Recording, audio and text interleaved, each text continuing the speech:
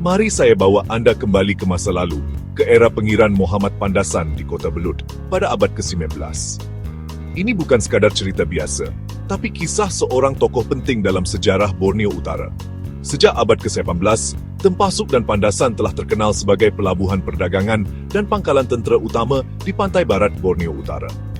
Kaum Bajau Samah, Balingingi dan Iranun menjadikan kawasan ini pusat aktiviti mereka. Siapakah sebenarnya Pengiran Muhammad Pandasan ini?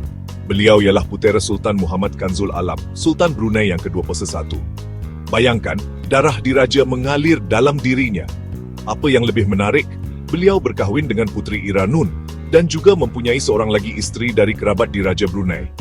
Bayangkan, perkahwinan politik yang sangat strategik. Namun takdir tidak menyebelahinya. Sekitar tahun 1851, ketika Hugh Low dan Spencer John melawat kawasan ini untuk mendaki Gunung Kinabalu, mereka bertemu dengan putera Pengiran Muhammad, yang dikenali sebagai Raja Muda atau Pangeran Si Raja Muda. Pada masa itu, Pengiran Muhammad telah meninggal dunia dan dikebumikan di tepi Sungai Abai. Sungguh peristiwa yang menyayat hati.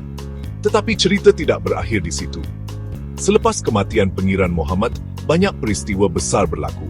Tempasuk dan Pandasan mula memberontak, cuba melepaskan diri daripada cengkaman Kesultanan Brunei dan Sulu. Tetapi nasib tidak menyebelahi mereka juga. Pada tahun 1846, satu peristiwa besar berlaku.